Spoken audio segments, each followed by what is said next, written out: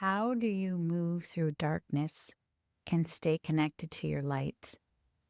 That's a tough question, but having experienced a stroke, I thought I would share a few tips and things that I've learned along the way. And that is choosing love over fear.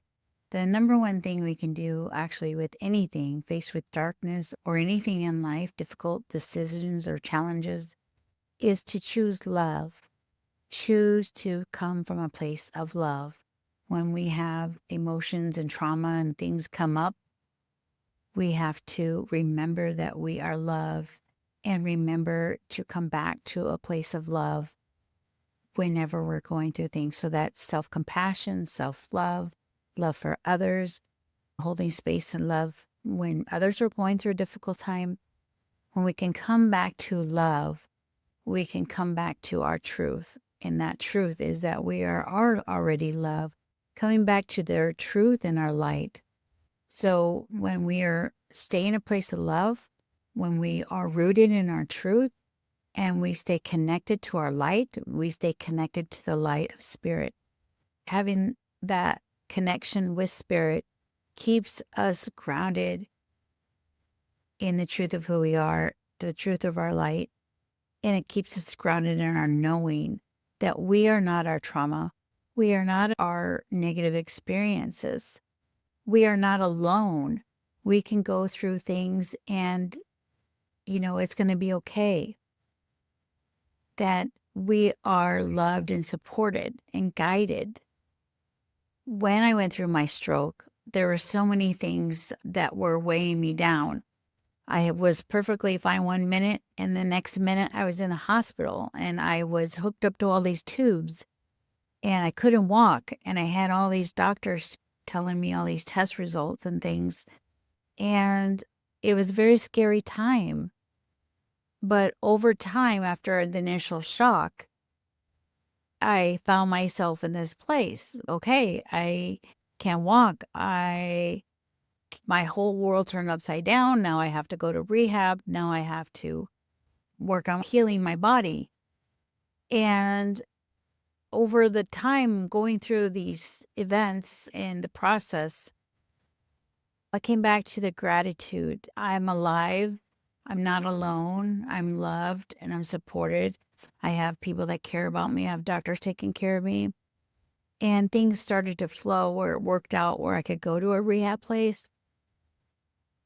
And in that rehab place, I reminded myself that it may look like I'm broken, it may feel like I'm broken, but I am whole. I am whole no matter what. And so I moved through that place of wholeness in my knowing, staying grounded. And I did things like meditate. I did things like my simple routines of taking self care to feel good about my body, even though it felt broken. I put on makeup. I try to stay positive. I stayed rooted in my truth and I moved forward with discernment in what I would listen to and what I would believe and what I would take in because it was an overwhelming process of everybody throwing information at me and trying to figure things out. I would take this information, but I would just hold it in and make space for my own becoming, my own thoughts and feelings of, yes, okay, this is what on the outside looks what's going on. We have the power to heal. And I believe that what we believe makes a difference. So if we believe we're broken and we're a victim and that we have no power, then we're going to fall into a trap of acting like a victim. But for me, I knew my power. I stayed grounded in my truth, and I am not my trauma. Like, this happened, yes, and it doesn't really matter how or why, but it did, and I accept it, and this is my path now.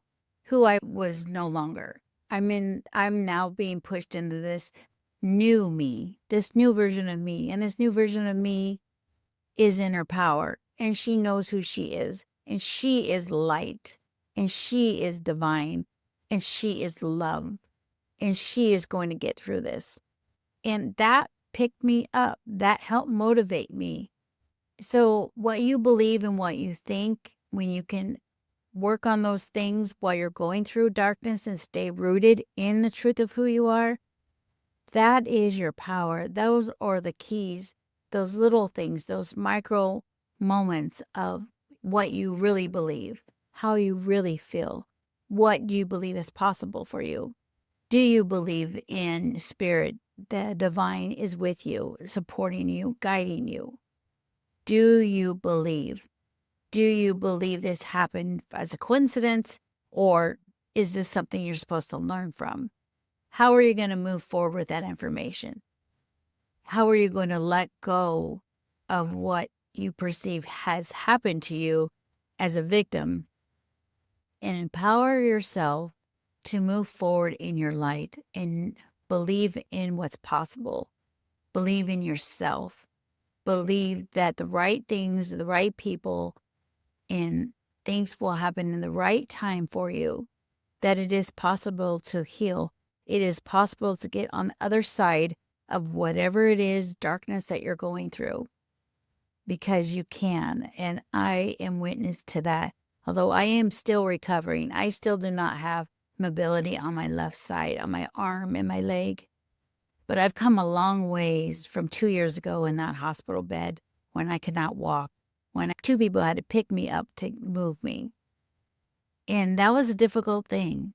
And we all go through different traumas, experiences. And the thing that I've learned is to come back to your truth, come back to your light, and choose love over fear. Fear is gonna come at you. There's no doubt about it.